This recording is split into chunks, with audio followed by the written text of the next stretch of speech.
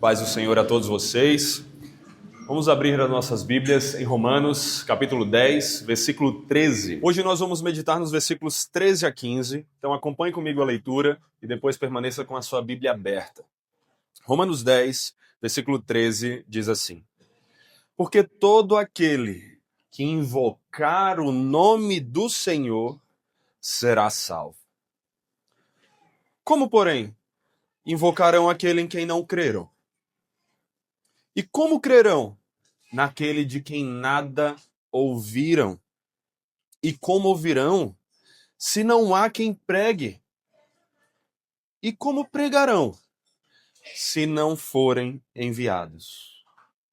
Como está escrito, quão formosos são os pés dos que anunciam coisas boas. Que alegria estar aqui com vocês hoje, meditando na palavra, pregando a palavra aqui para que nós reflitamos mais uma vez. Semana passada eu estive ausente, cultuei ao Senhor em uma outra igreja, junto com alguns membros dessa igreja aqui, porque eu fui participar de uma competição. Fui participar de uma prova chamada Bravos Race. Essa prova, basicamente, é uma corrida com obstáculos. A que nós fizemos era constituída de 5 quilômetros de corrida na terra, subindo ladeira, descendo ladeira, e também muitos obstáculos pelo caminho. Você tinha que pular muro, você tinha que passar por debaixo de arame, dentro da lama. Muita aventura mesmo, quem gosta desse tipo de coisa se divertiria nessa prova. Mas o que era interessante dessa prova é que você tinha vários estágios para passar. Você tinha que ir passando por esses estágios até chegar no fim. E dentre esses obstáculos, esses estágios, um deles foi o mais interessante para mim. Foi inclusive o que eu não consegui passar. Era uma piscina muito grande. Imagine uma piscina mais ou menos do tamanho dessa fileira aqui de cadeiras. Só que agora, ao invés de ter água, basicamente o que ela tinha era lama. Porque depois de tanta gente passar pela lama e passar por essa piscina, estava tudo ali marrom. E como é que você poderia passar pela piscina? Você tinha que fazer isso se pendurando. O caminho era constituído de argolas, que você tinha que se pendurar e depois passar para a próxima. Só que as argolas não estavam alinhadas na mesma altura, uma do lado da outra. Elas iam ficando mais altas. Você, então, além de ir se pendurando e passando por essa piscina, indo para frente, você ia também para cima. A primeira parte, se eu não me engano, tinha 4 argolas. Então você ia se pendurando de uma para outra. E depois disso, se não bastasse o passar pelas argolas, você tinha um caminho feito por uma barra, que você tinha que passar de lado, também pendurado. Terminando, você tinha mais um estágio. Você tinha que se pendurar em 3 cordas, uma por vez. Se pendurava numa corda, passava para outra corda, passava para outra corda. E só quem passasse todos esses estágios conseguia chegar ao outro lado a salvo. Só que essa é a questão. Era muito difícil passar desses obstáculos. Eu sei bem disso. Eu tentei 3 vezes. Eu tentei a primeira e quando eu estava mais ou menos na metade do caminho, eu caí na água, na lama, e tive que sair. Mas eu fiquei muito frustrado porque era o único obstáculo até então que eu não tinha passado. Então eu pedi para tentar mais uma vez. Eu tentei. Mais uma vez eu fui estágio por estágio, argola por argola, mas não consegui de novo. Tentei uma última vez, mas não consegui. Para chegar ao outro lado a salvo, era necessário passar todos os estágios. E essa lógica é semelhante à que nós vemos aqui nesse texto. Aqui nós vemos os estágios da evangelização para a salvação. Para que a salvação aconteça, você tem que passar por alguns estágios estão presentes.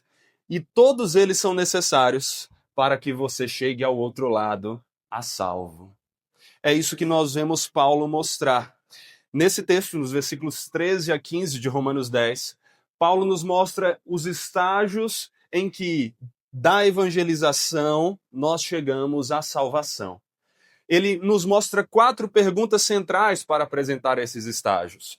Ele nos pergunta, olha só, né? Se quem invoca o nome do Senhor será salvo, como é que invocarão? aquele em quem não creram? Como crerão naquele de quem nada ouviram? Como ouvirão se não há quem pregue? E como pregarão se não forem enviados? Até a salvação, então, sendo ela o último elemento, nós temos outros 5. São 6 estágios que nós temos, então, ou 5 se você contar a salvação como o ponto de chegada. E o interessante é que Paulo faz uma ordem inversa. Ele começa da salvação e então ele vai para o que seria o início. Ele começa da linha de chegada e então ele vai nos mostrando como era o ponto de partida. Ao invés de nos dizer que é necessário o envio, e depois do envio a pregação, e depois da pregação o ouvir, e depois do ouvir o crer, e depois do crer o invocar, e depois do invocar o ser salvo, ele segue a ordem inversa por causa daquilo que ele vai querer enfatizar. Paulo nos mostra aqui a importância da pregação, do pregador, do envio, da crença, do ouvir para a salvação. E nós precisamos meditar para que nós entendamos cada um desses estágios. E a primeira verdade que nós aprendemos nesse texto é que para a salvação é necessário invocar. Para a salvação é necessário invocar. O versículo 13 já fez parte do nosso sermão que nós vimos há 2 semanas. Nós já meditamos nesse versículo porque ele, na verdade, está tão conectado aos versículos 1 a 12, como também aos versículos 14 e 15. Ele faz uma ponte entre esses 2 textos. Como nós meditamos quando olhamos para os versículos 1 a 13, nós aprendemos que apenas os meios estabelecidos pelo Senhor salvam. E então, ele vai mostrar que somente a fé em Jesus Cristo salva. É necessário a fé em Jesus Cristo para salvar. Mas qual é o caminho para que essa fé aconteça? E então nos leve a invocar. Aqui nesse texto ele vai mostrar esses estágios e ele começa destacando que essa salvação, da qual ele acabou de falar, antes que ela aconteça, é necessário que a pessoa invoque. Invocar o Senhor não é fazer um ritual elaborado. A palavra invocar muitas vezes está mais associada para a gente àquela coisa do invocar o Satanás do que invocar o Senhor propriamente, certo? Mas invocar nada mais é do que você chamar, do que você clamar. A ideia aqui é de um pedido de socorro, é de o chamar para que o socorro venha, para que a salvação venha. É necessário para a salvação que aquele que quer ser salvo reconheça, em primeiro lugar, que ele está em um perigo e, portanto, ele precisa de salvação. Reconheça também que ele não consegue se salvar pelas próprias forças. Então, ele precisa que alguém venha salvá-lo. Ele precisa invocar a salvação, invocar o Salvador. Quem deve ser invocado para que a pessoa seja salva? O Senhor. Todo aquele que invocar o Senhor, o nome do Senhor, será salvo. Todo aquele que reconhecer que está perdido, que está preso em seus delitos e pecados, morto ali, e que precisa que o Senhor venha até ele para salvar, essa pessoa vai invocar o nome do Senhor. Ela vai chamar o Senhor. Ela vai clamar por ajuda e então ela encontrará a salvação. A salvação não é Jesus invocando você. Não é Jesus dizendo, por favor, você pode me dar a chance? Você pode me aceitar? Você pode ir à frente ao final do culto, levantar a mão e dizer, eu te aceito? Não, não é Jesus que está pedindo para ser aceito. A salvação somos nós, dizendo, por favor, me salve, Senhor. Eu não consigo viver sem o Senhor. Eu preciso do Senhor. Por favor, me aceite, me salve, me transforme.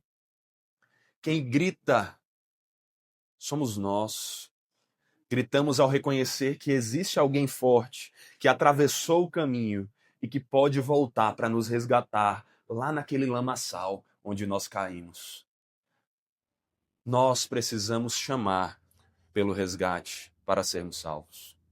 Recentemente eu estava assistindo um seriado com a Raíssa e uma moça, que é uma patrulheira ali em meio à floresta, ela, em uma de suas buscas, acaba ela mesma caindo em um buraco enorme, dentro de uma mina. E ela, quando acorda meio desnorteada, tenta sair. Ela procura andar, procurando a saída, tentando encontrar uma maneira de se salvar. Então, já meio desesperada, ela encontra um pequeno buraco. E como ela era pequena, magrinha, ela tenta passar por ali, apesar de ser um buraco bem estreito mesmo. Enquanto ela entra naquele buraco e começa a se arrastar, ela fica presa. A cabeça dela, ao passar em uma parte mais apertada, entende? Isso não é um buraco perfeito, é um buraco dentro de uma rocha com partes mais estreitas do que outras. Ao passar a cabeça, ela não consegue mais avançar com o corpo. E o que é pior, ela também não consegue retroceder. E para piorar as coisas, começa a chover. Porque é sempre assim, né? A maneira de piorar qualquer cena de filme é começar a chover. Só que no caso, não era só para dar um clima mais melancólico.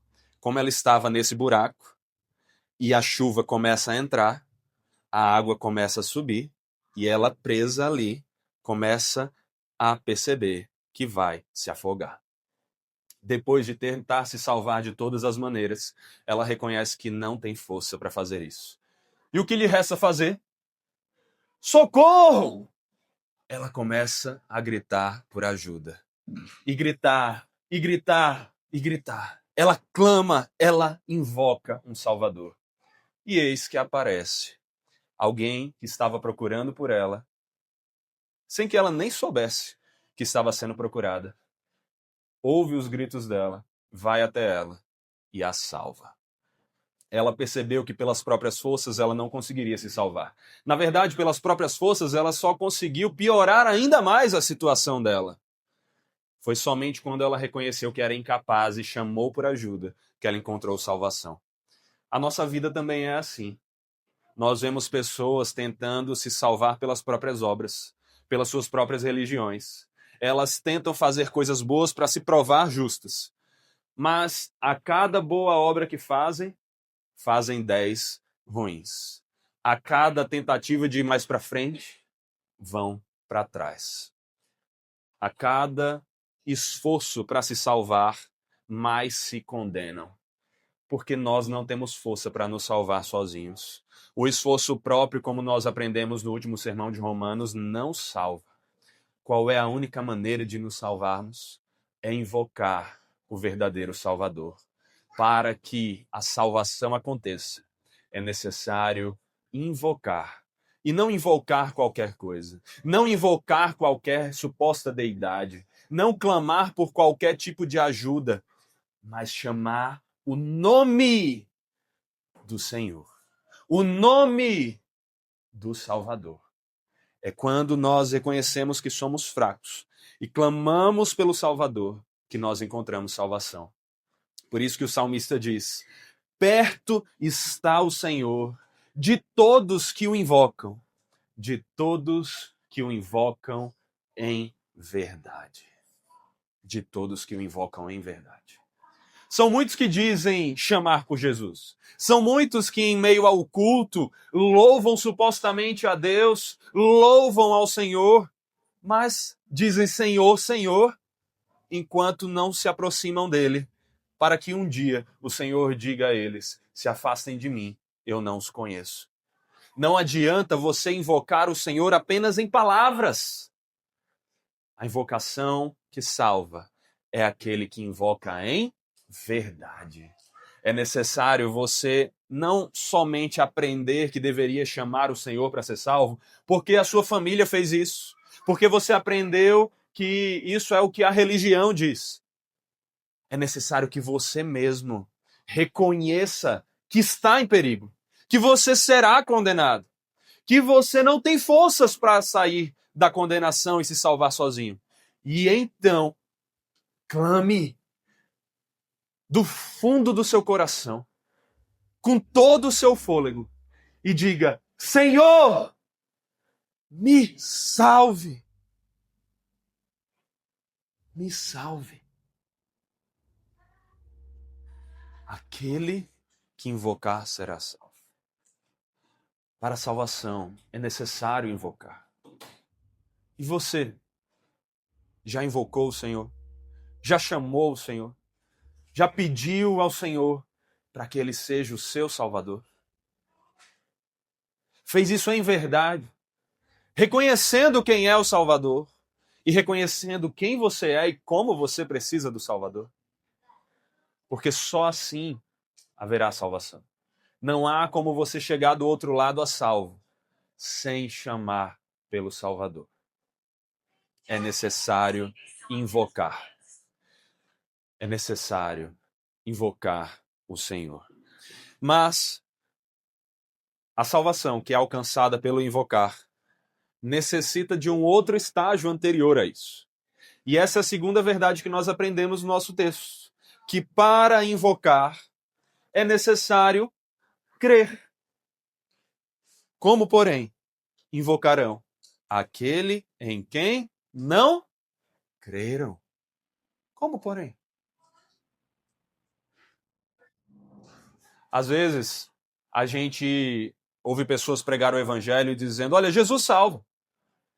Jesus te ama. Mas nós não apresentamos Jesus como ele verdadeiramente é. As pessoas ouvem, mas não creem. E sem crer, não há salvação. Porque para que você invoque verdadeiramente, não apenas de qualquer jeito, mas em verdade, que é a única forma que o Senhor salva, para que você invoque em verdade o Senhor, antes disso, para invocar, é necessário crer. E aí que está. Tem muita gente que fala Senhor, Senhor. Tem muita gente que abre a boca para falar de Deus, que ora e pede as bênçãos de Deus, que supostamente chama pelo Senhor, mas não crê no Senhor. Não acredita de verdade. Porque todos esses estágios aqui têm que ser qualificados com esse de verdade. Não é fazer essas coisas de qualquer jeito, é fazê-las de verdade. Não adianta dizer que crê. A maioria das pessoas que você perguntar, você crê em Jesus? Elas vão dizer o quê? Sim, eu creio. É difícil, muito difícil você encontrar alguém que diga, não, eu não creio. Só se for alguém que declaradamente for de outra religião. Mas nós vivemos num país supostamente cristão. Ou que pelo menos a maior parte da população se diz cristã, mesmo sem ser. Por quê? Porque supostamente invoca, mas não crê. E então não invoca da maneira correta. Porque para invocar da maneira correta, é preciso crer de verdade. Para que alguém seja salvo pelo Senhor, essa pessoa tem que, antes de invocar, crer de verdade em quem é o Senhor. Eu sempre gosto de qualificar a crença com um exemplo que vocês já devem até lembrar aqui, porque eu já usei muitas vezes. Uma coisa é você dizer que crer, a outra é você manifestar uma crença verdadeira. Se eu dissesse para você que tem uma bomba aqui embaixo desse piso que está para explodir em 1 minuto, e você me dissesse, tá certo, Saul, mas continua falando aí, você teria crido de verdade? Não. Se você cresce de verdade, você agiria em conformidade. Você correria para salvar a sua vida. Semelhantemente, tem muita gente que diz, eu creio em Jesus, mas continua debaixo do alvo da condenação, ao invés de correr para o único abrigo onde encontrará salvação. Crer em Jesus de verdade, o crer que nos leva a invocar e então encontrar a salvação, é um crer que é uma obra de Deus no nosso coração. A fé que nos salva é um dom de Deus, não é isso que Efésios vai dizer? Porque pela graça vocês são salvos, mediante a fé. E isto, a fé, não vem de vocês, é um dom de Deus. A crença que nos salva é a crença que o Senhor coloca no nosso coração. O Senhor é aquele que nos faz crer, porque Ele vem até nós e Ele nos faz ver a sua beleza. E então Ele nos faz crer. Você crê de verdade ou você apenas confessa Jesus da boca para fora? Você crê no que eu estou pregando aqui? Não, sério, presta atenção. Você crê no que eu estou pregando aqui? Ou você simplesmente está aqui passando o tempo, cumprindo uma tabela, marcando um hábito como feito? Ou você acredita nessas palavras? Ou você acredita de verdade que você e que todos nós pecamos? Todos nós pecamos. Você acredita que o salário do pecado é a morte? Você acredita que todos que pecaram estão condenados? Você acredita que todos que pecaram estão condenados, não conseguem se salvar pelas suas próprias obras, pelo seu próprio esforço? Você acredita que você não é bom? Isso é uma pergunta muito importante. Você sabe, você acredita que você não é bom? Porque Jesus diz que não há um bom a não ser um que é Deus. Você acredita que você não é bom? Você é um pecador. Você é o vilão da história. Você pecou contra o herói da história. Você ofendeu o herói da história. E você merece ser condenado? Você acredita que você não consegue escapar dessa condenação sozinho? E que a única forma de você ser salvo é clamar, é invocar a misericórdia do Salvador? Você acredita que o único Salvador tem o nome de Jesus e que além dele não há outro nome debaixo do céu pelo qual nós possamos ser salvos? Que Jesus é o único caminho, a verdade e a vida e que ninguém vai ao Pai a não ser por ele? Você acredita que apenas essa mensagem, a mensagem do Evangelho, salva? Você acredita que você foi salvo em Cristo porque ele te deu o dom da fé e hoje não há mais condenação para você?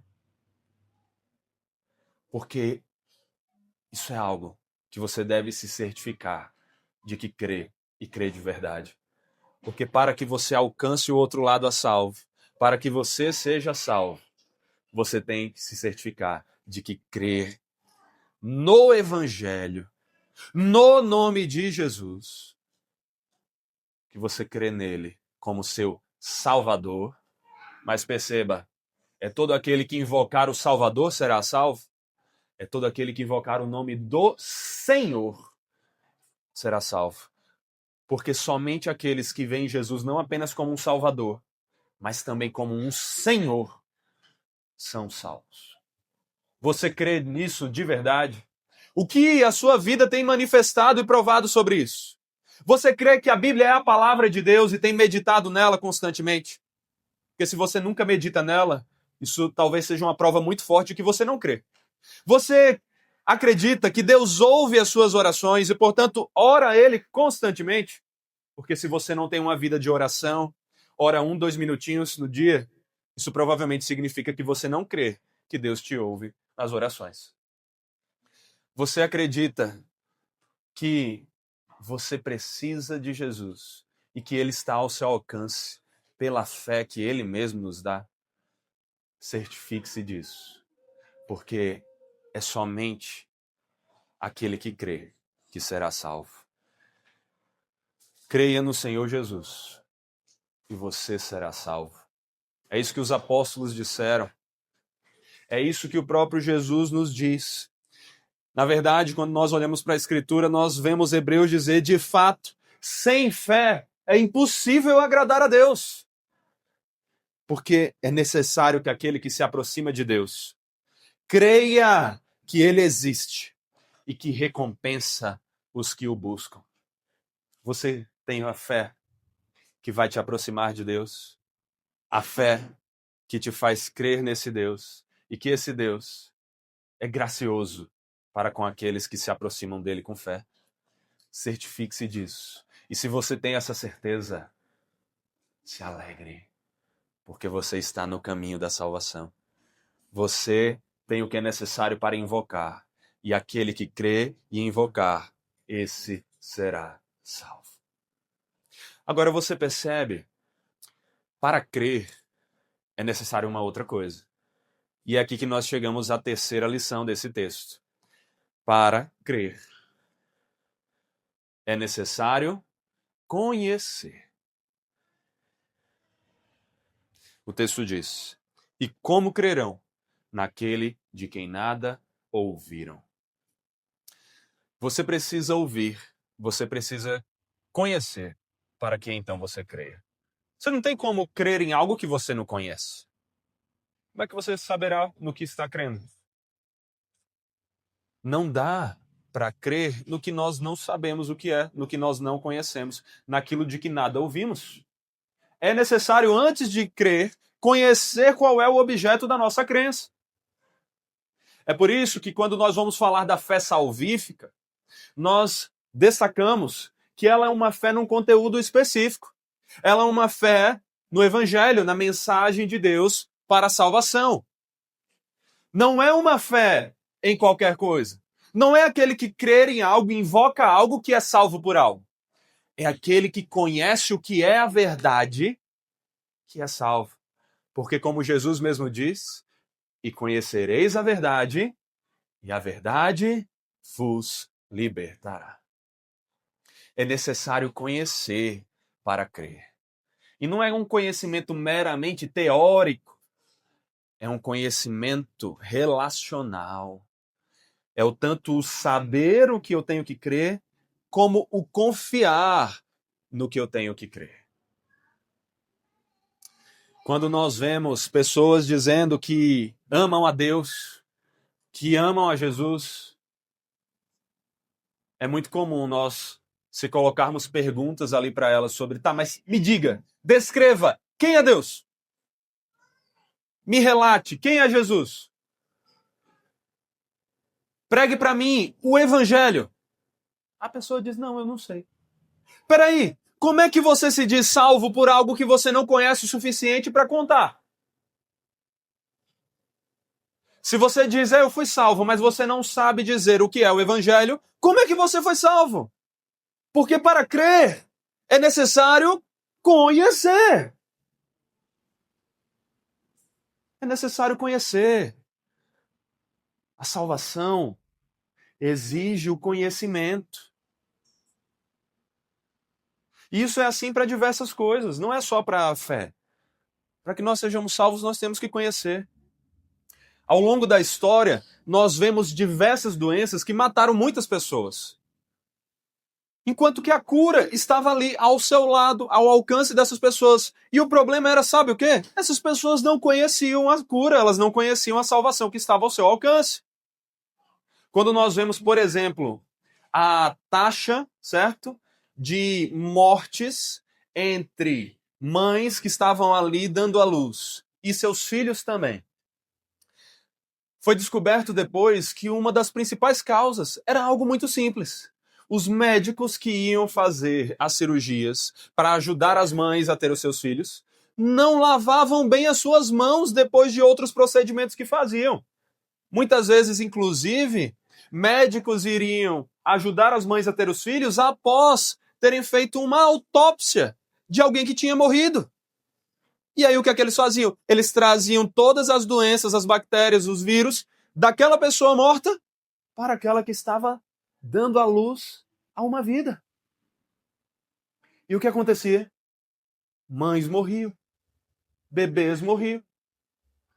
Mas perceba, a salvação sempre esteve ao alcance. Não era nada impossível, nem era difícil.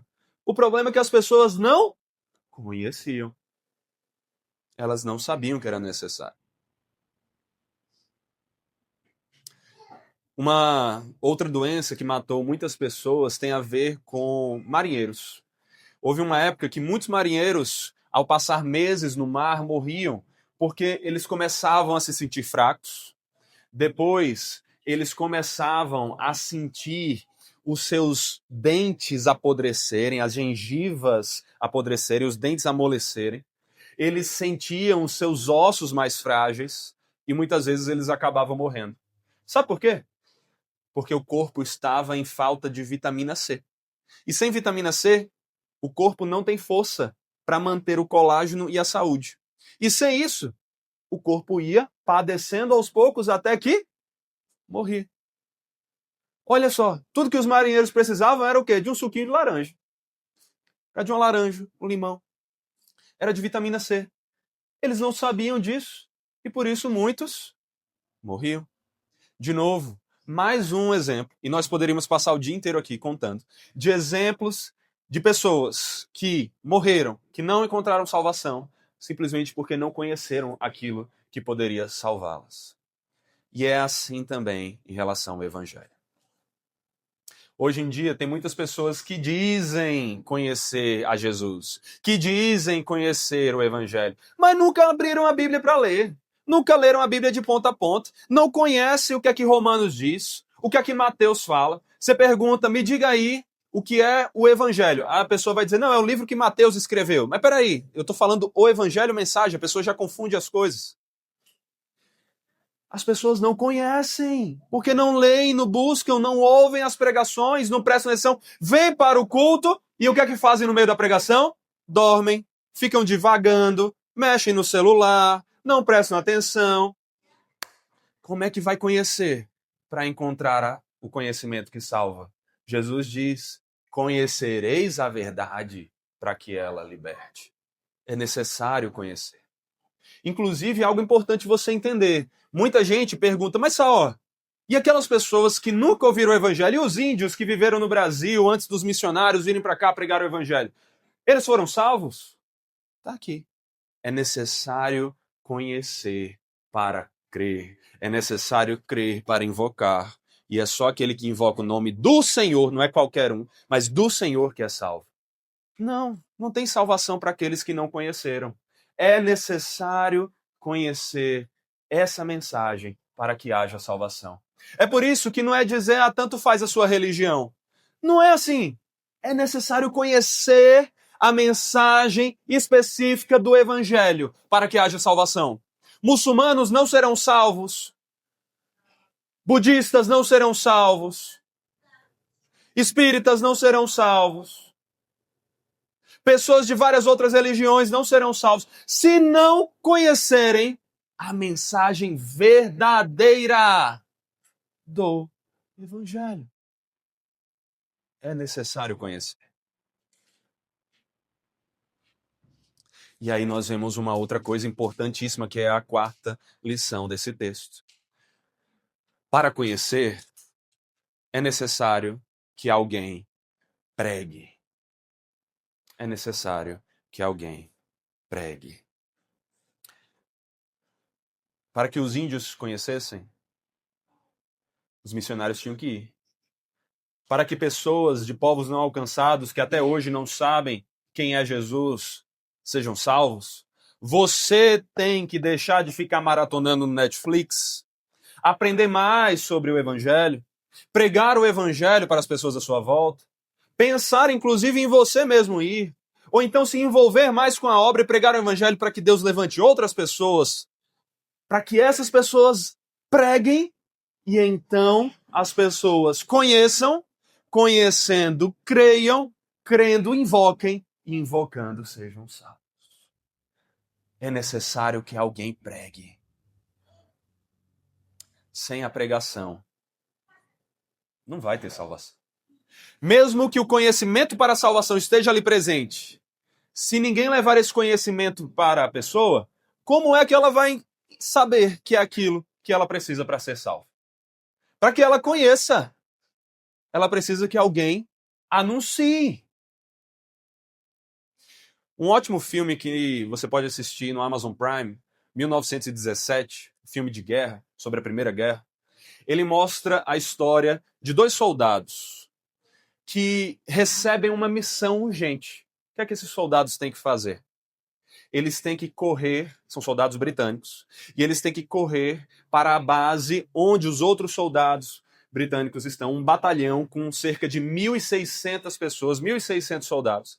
E esses dois soldados, eles tinham que correr o mais rápido que podiam para levar para esses soldados a mensagem de que os alemães estavam tramando uma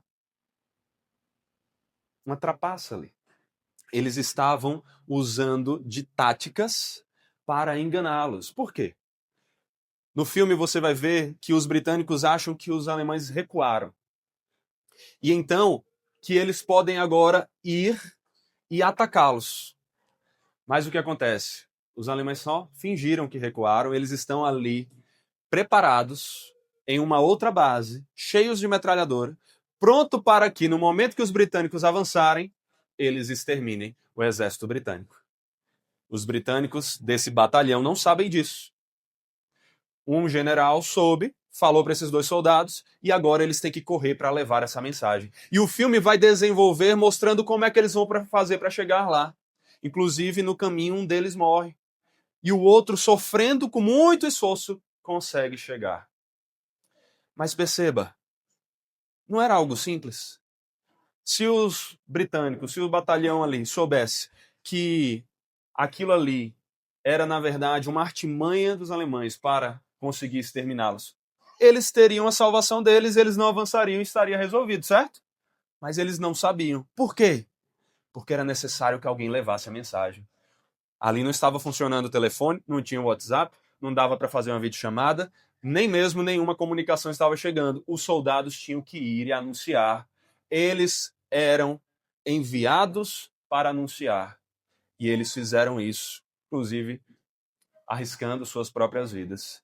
Mas eles foram lá e anunciaram. E porque eles anunciaram, então o batalhão conheceu.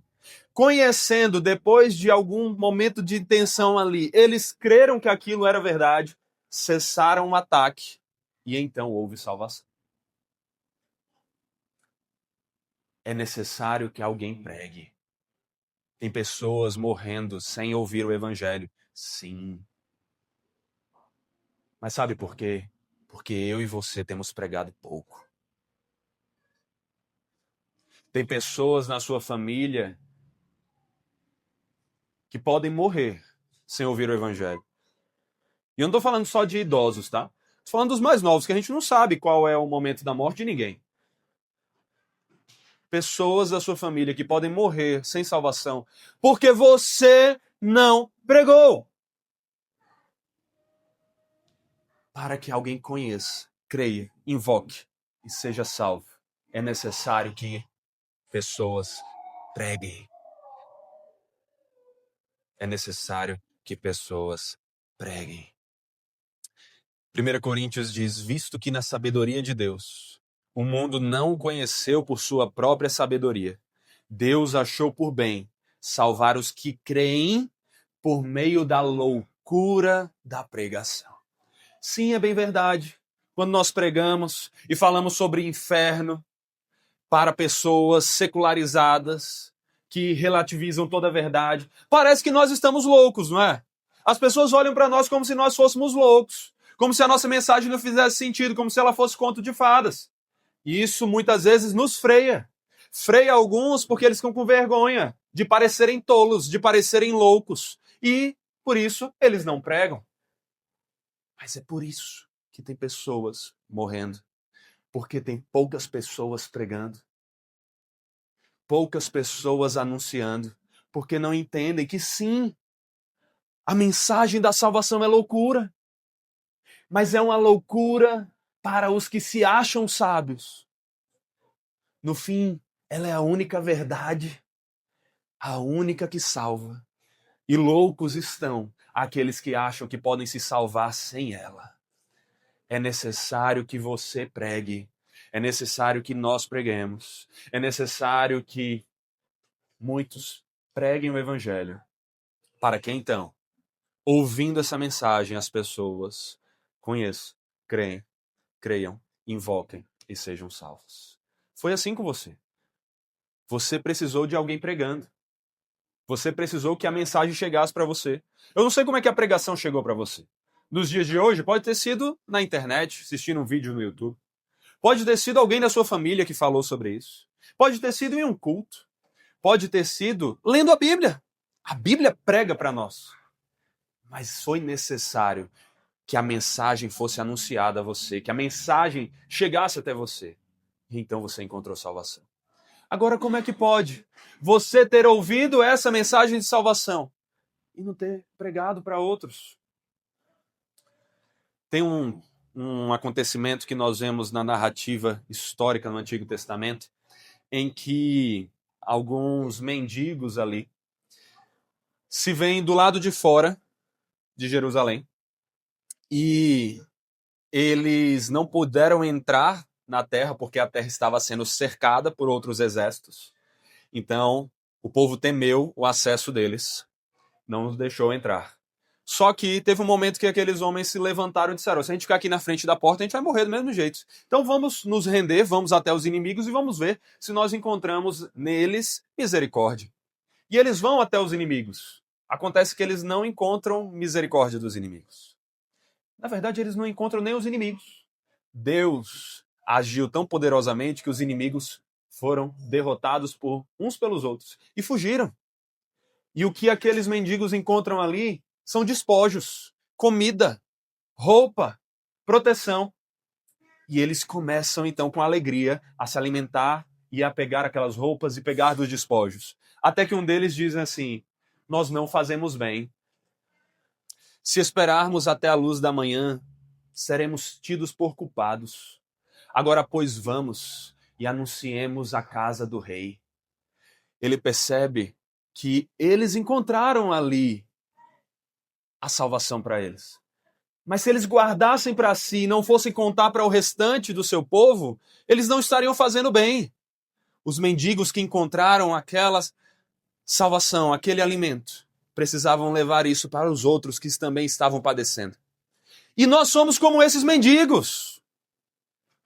O evangelho, a pregação, nada mais é do que mendigos dizendo para outros mendigos onde foi que eles encontraram alimento abundante para todos.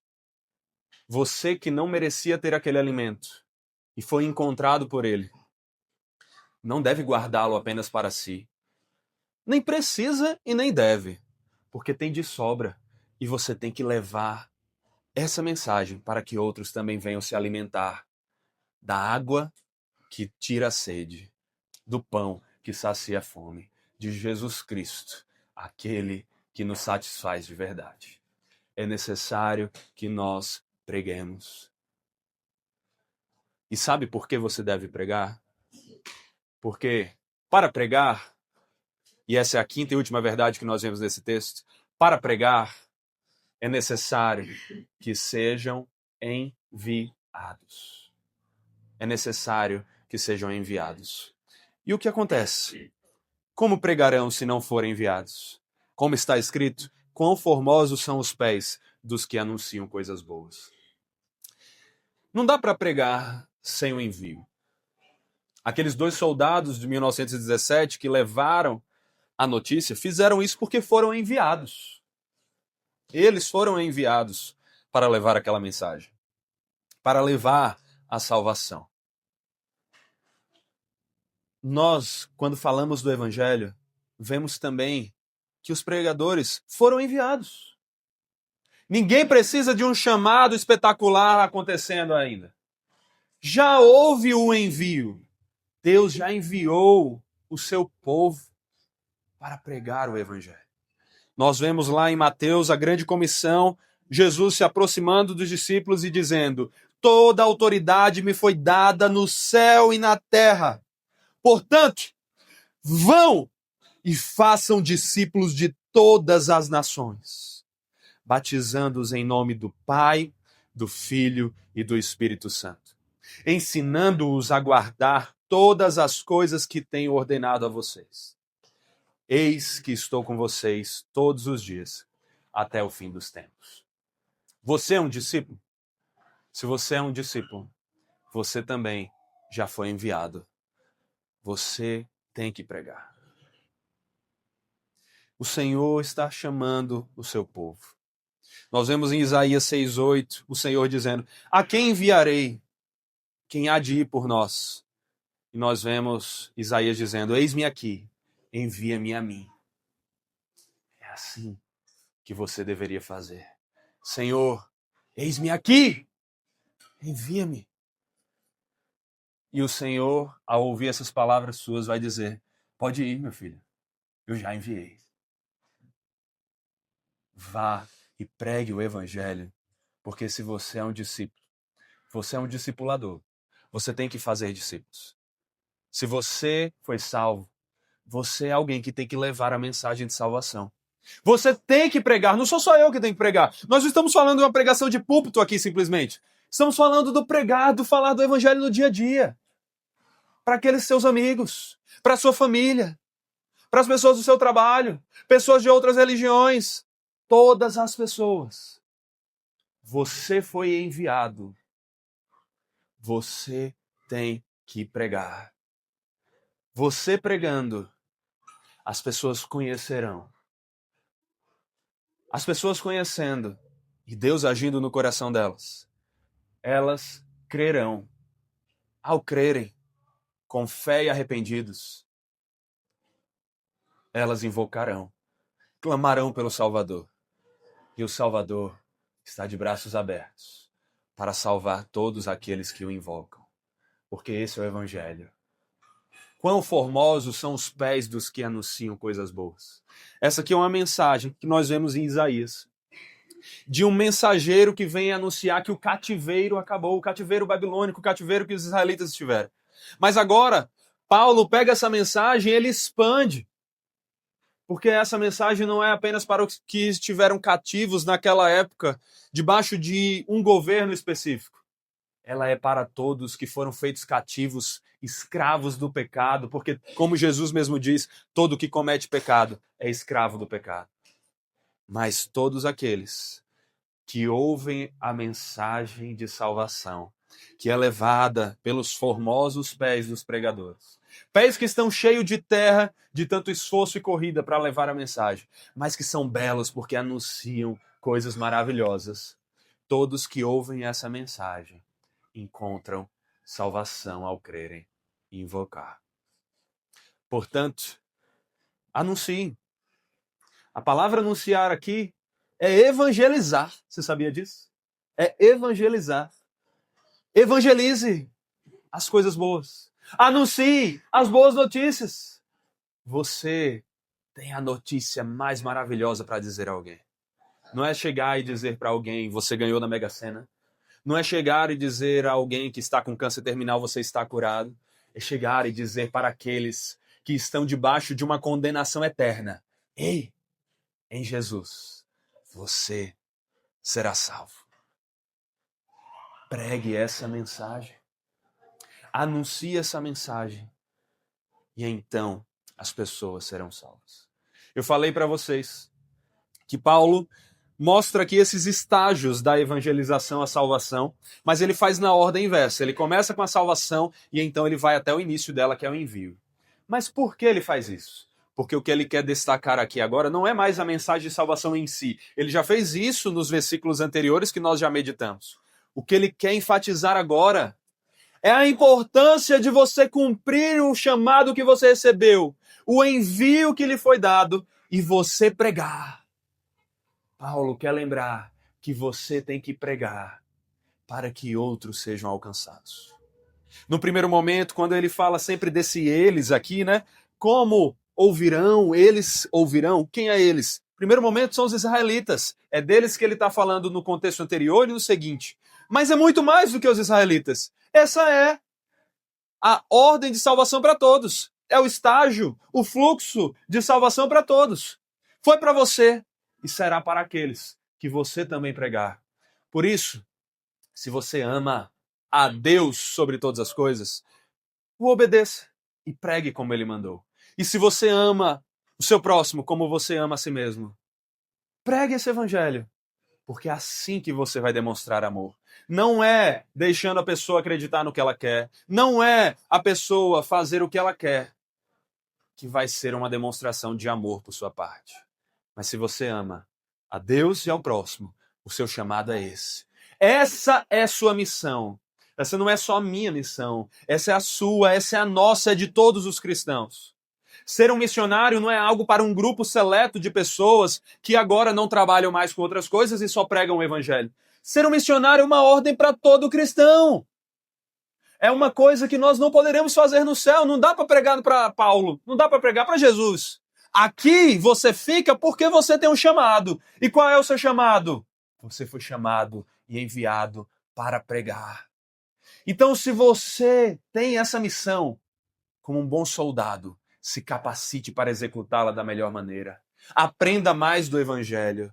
Nós conversamos muito sobre isso na sexta-feira aqui, no nosso PG.